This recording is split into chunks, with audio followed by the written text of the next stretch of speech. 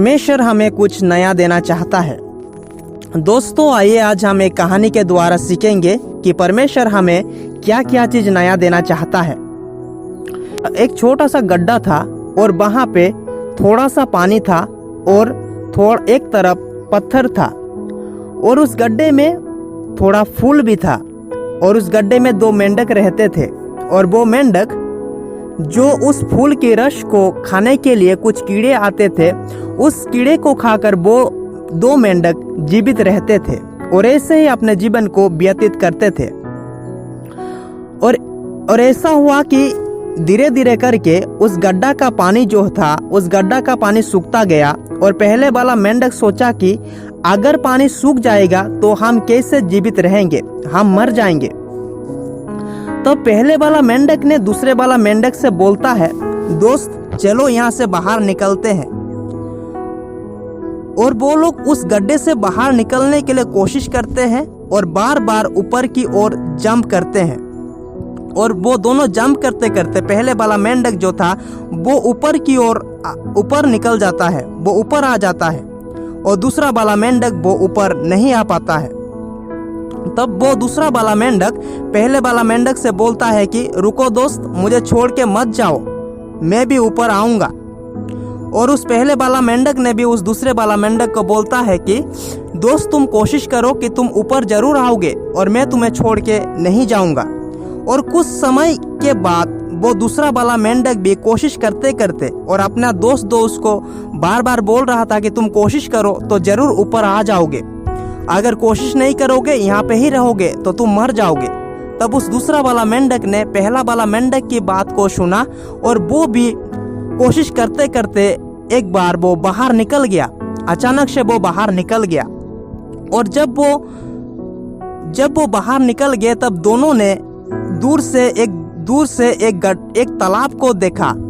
दोनों को दूर से एक तालाब दिखाई देता है और उस तालाब में बहुत पानी था। उस तालाब में पानी भी था, पत्थर भी था और उस तालाब के चारों ओर फूल भी थे और उस फूल के रस को खाने के लिए वहाँ पे बहुत से कीड़े आते थे।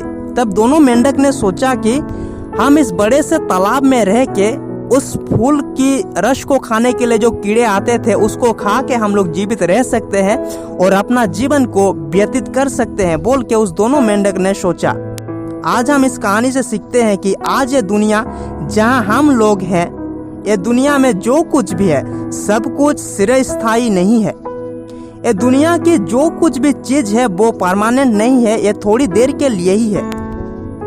और ये जो बड़ा तालाब है, ये तालाब यीशु को दर्शाता है।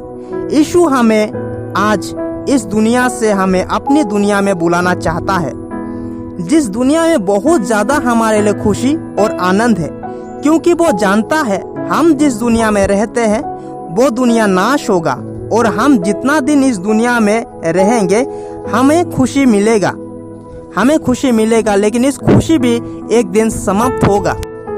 इसलिए वो हमें अपनी दुनिया में बुलाना चाहता है, जिस तरह उस मेंढक अपने दोस्त को बुलाया था और उसको इंतजार भी किया।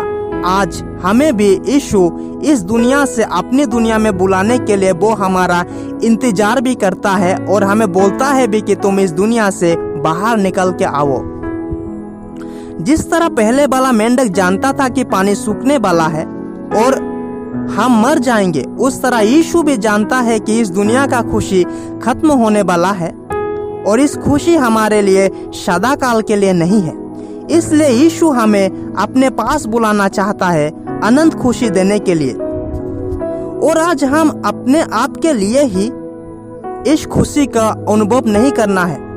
आज हम अपने आप के लिए ही इस खुशी के बारे में नहीं सोचना है कि मैं बच गया और मेरा परिवार भी बच गए और इस खुशी में शामिल हो गए।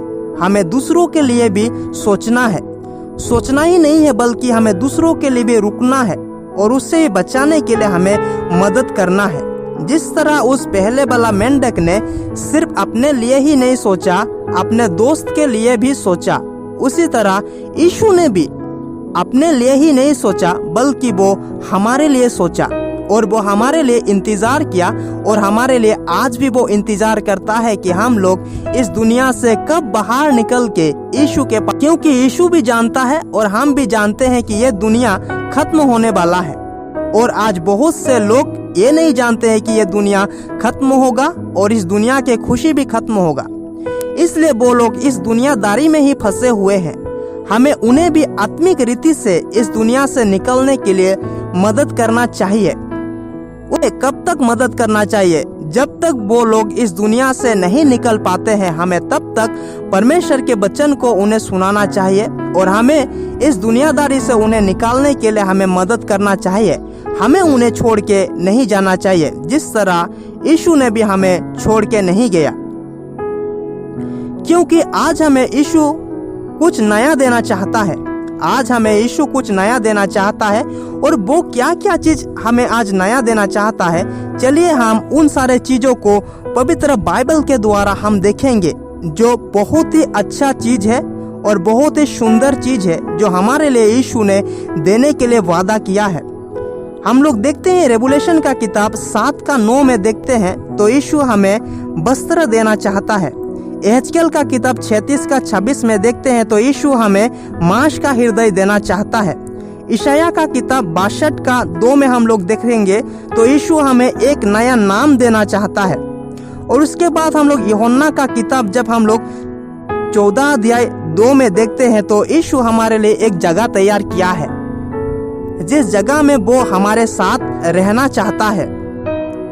और इतना ही नहीं, जब हम लोग रेवलेशन का किताब 2:17 में देखते हैं, उसमें लिखता है, जिसका कान हो वो सुन ले, जिसका कान हो वो सुन कि आत्मा कलीसिया से क्या कहता है। जो जय पाए उसे मैं गुप्त मना में से दूंगा और उसे श्वेत पत्थर भी दूंगा और उस पत्थर पर एक नाम लिखा हुआ होगा, जिससे उसे पाने वाले के सिवाय और कोई ना जानेगा। यीशु हमें गुप्त मना देना चाहता है और एक श्वेत पत्थर भी देना चाहता है और उस पत्थर पर एक नाम लिख के देना चाहता है, जिससे उस पत्थर को पाने वाले के सिवाय और देने वाले के सिवाय और कोई ना जानेगा। दोस्तों, आज हमें यीशु बहुत सारे चीज को देना चाहता है। हमें इस चीज को अकेले ही प्राप्त करने के लिए नहीं सोचना है, हमें इस चीज को दूसरों को भी बांटने के लिए सोचना है। यीशु आज हमें अकेले इस चीज को देना नहीं चाहता है, बल्कि हमारे द्वारा इन सारे चीज को यीशु दूसरों को भी देना चाहता है। इसलिए हमें भी दूसरों के बारे में सोचना चाहिए कि वो लोग भी इस चीज को प्राप्त करें, कि वो लोग भी इस चीज को, उन लोगों को भी ये चीज मिले और वो लोग भी एक दिन यीशु के साथ रहे। इस कहानी के द्वारा हम लोगों ने आज जो भी लेसन सीखा, हमें परमेश्वर बहुत ज्यादा आशीष करे।